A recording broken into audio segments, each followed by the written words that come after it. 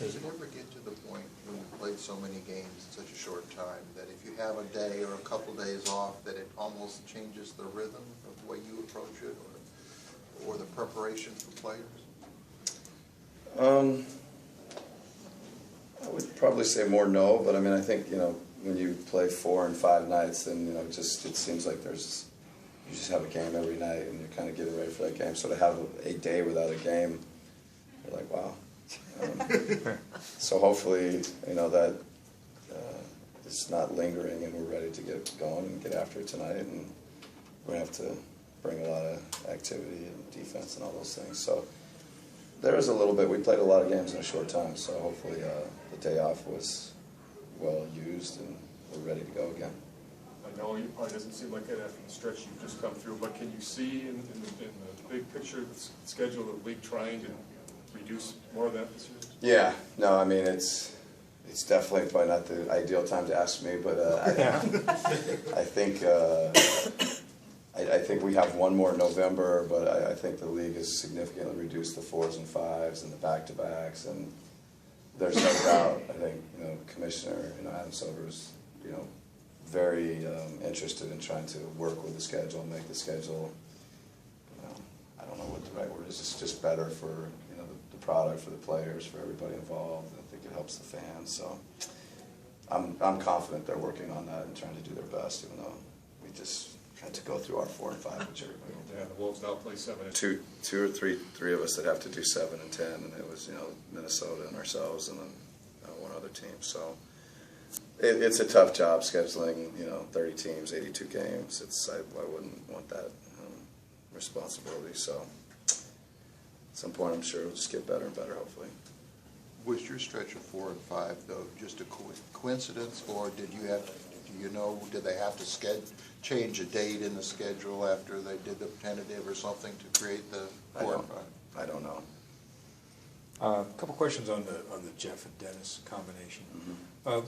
First of all, what are the unique advantages to having one team's lucky enough to have one guy that skilled, to have 2 of that skill set?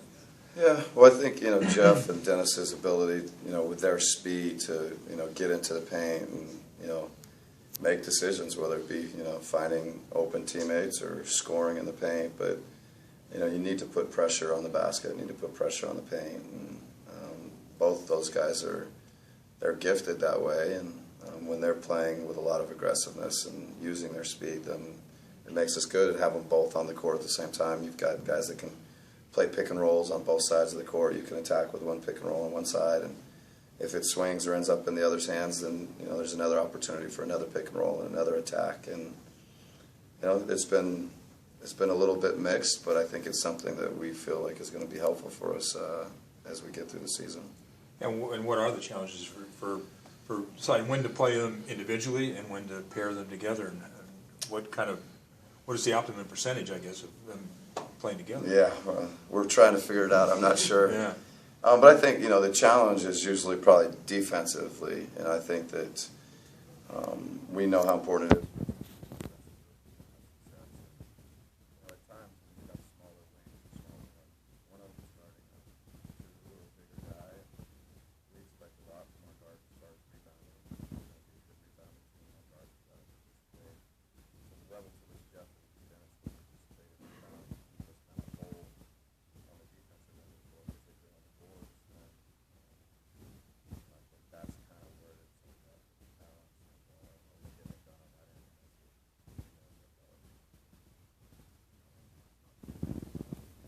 Chicago Combine. He was just hoping to get picked in the second round. Thought maybe he'd go to Europe for a couple of years. What has he done? What skills has he brought that he seemed to carve out a place relatively early here in his career?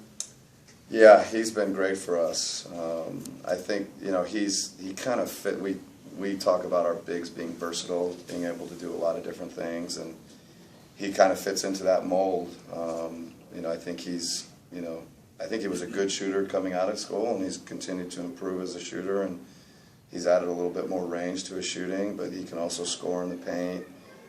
I think he protects the rim defensively. I think that's probably maybe a strength or something that is a real bonus when we have him in there, somebody that can alter shots and play the paint and rebound. And he's just a good basketball player. He's smart, plays hard. he just fits us really well. Said a good part of his life he was a guard till he grew too tall to be one, but he still has some of those skills. Yeah, no, I think he can handle the ball. He can play DHOs and make decisions and make reads, and so those are the kind of bigs that we tend to gravitate towards and fit with us. And he's kind of he's a skilled guy, and he plays really hard too.